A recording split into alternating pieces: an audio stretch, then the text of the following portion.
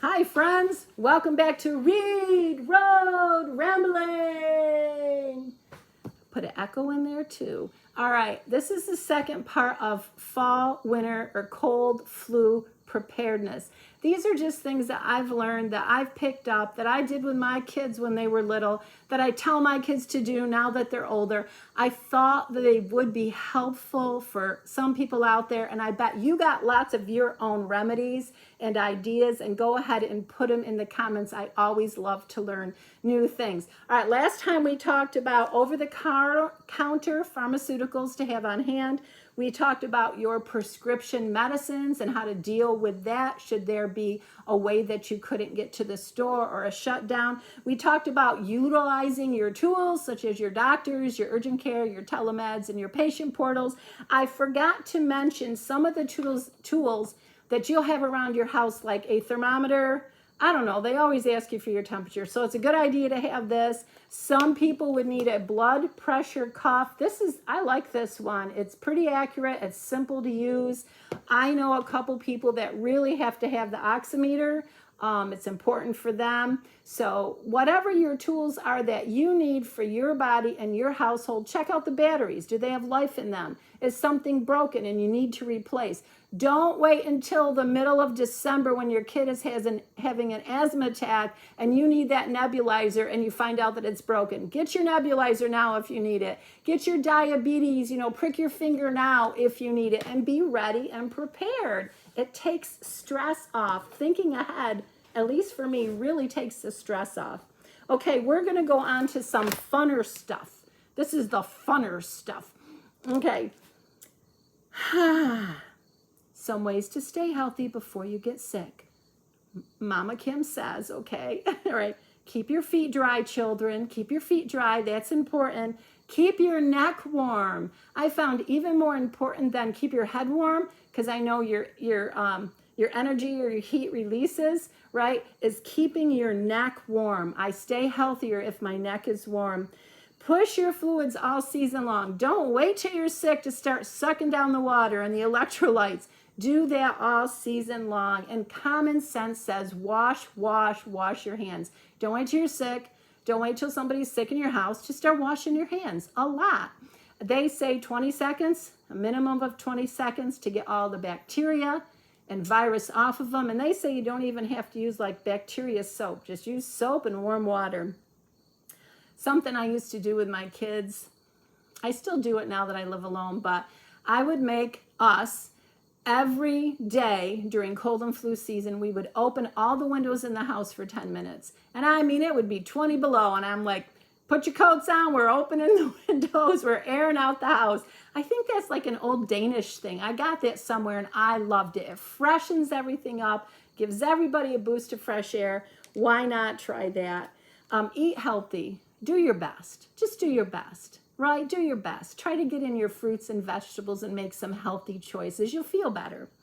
Get exercise. Exercise makes everything better. If you cannot get out and take a walk or a stroll or a run because of the weather or the rain, or you're afraid of falling, I'm telling you, YouTube is a gem. You can do chair yoga on YouTube. You can go do mile walks, 3-mile walks, 5-mile walks. You can do jazzercise, aerobics. You can do senior walks. There's a silver seniors or something. It's amazing. You can do cardio and weight training all on YouTube for free. So there's really not an excuse for me to not get up and at least move around. There is encouragement there. And enjoy your times of rest. Learn to be quiet. Right? When I lay down and take my afternoon nap, I'm training myself to not have any noise. No TV, no phone, no nothing. Lay down and learn to be quiet. It's good for us to be quiet. Think positive, life-giving thoughts. So learn some mantras. What can you say to yourself that will encourage you, that will help you? I have one. It's called Let Them. Let them. I didn't make it up. I learned it. It's interesting. For me, it personally helps. So I'm going through some stuff. I'll just be like, let them. Let them. Think about the reasoning behind that. And if you're a Christian, then obviously you got the Lord, baby. And you can meditate on scriptures. You can meditate on the verses that have encouraged you in the past and bring life to you. So those are all great things to do before we get sick. Let's practice good habits prior to. All right, the last section I have here is I want to tell you some stuff I have on hand. This is what I've done with my family for lots and lots of years. Let's go for it. Everybody knows vitamin C. Take your vitamin C. Chewables, swallowables. You go to Highlands for babies. You get the baby vitamin C. Those work great. Got to have your garlic. You can do garlic capsules. For little ones, do odorless garlic. Puncture it and squeeze it into their mouth. It works wonderful. Antiviral, antibacterial medicines. You want your oil of oregano. You want your elderberry. Comes in different forms. Oh, another elderberry. I was looking for astragalus, but I got 2 elderberries. So you want to go for those kind of things. Oregano, echinacea. I bet you have some other ones, antibacterial, antiviral that you go to. Put them in the comments below. Activated charcoal. Activated charcoal. Everybody should have this. This is a gem for tummy bugs and diarrhea. It works wonders, and you got to do it. The rule that I've taught my kids is 3 days after you're healthy. So you get sick, you start taking your herbs, your vitamins. After you feel better, take them for 3 days after you're well to give your system the final boost to kick it all the way out. I don't know. I didn't hear that somewhere. I just thought it was smart.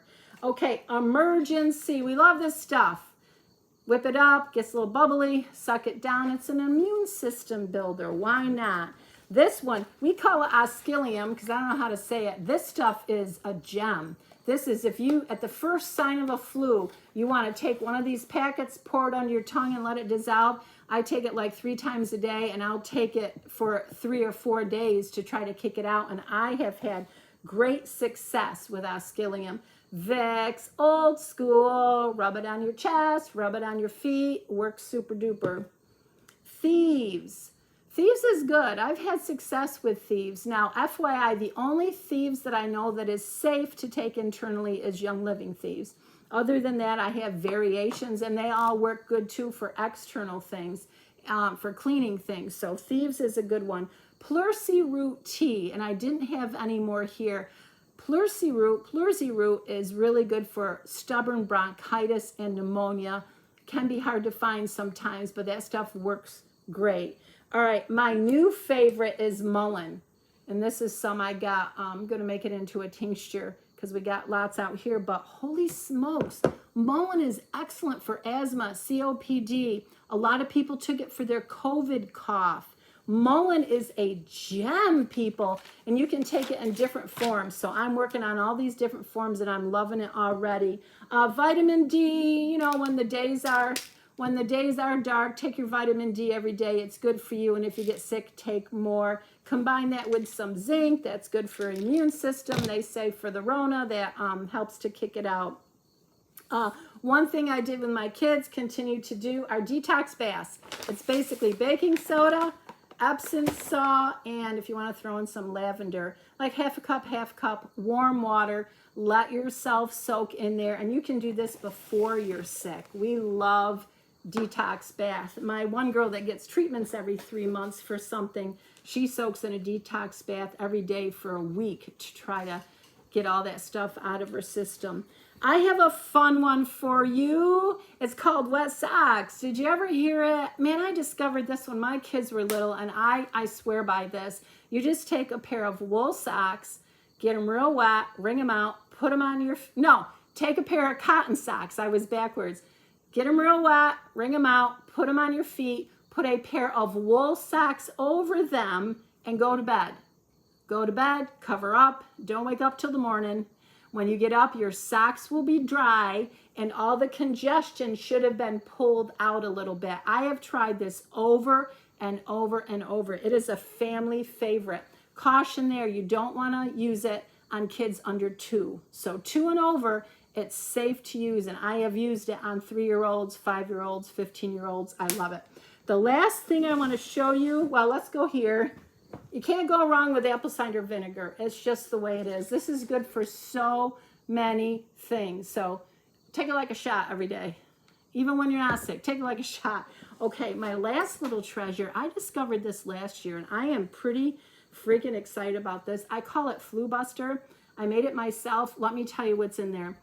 Half cup honey, 1 teaspoon turmeric, half teaspoon ginger, 1 teaspoon vanilla, 1 teaspoon elderberry, 1 teaspoon cinnamon. Okay, this is so good for your immune system, you guys. I have literally, at the very first start of something, I will take, here it is, I will take a scoop of it, and I don't know, 2 or 3 times a day if I have to. They say if you take a little, half a teaspoon during the, every day during the cold and flu season, it will help you to stay away from bad things. But,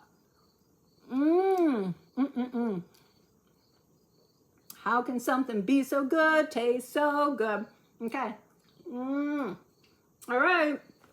Well, there's Mama Kim's little get yourself ready for fall and winter. I see I've gone over our 9 minutes. Oh, time to go. See you next time.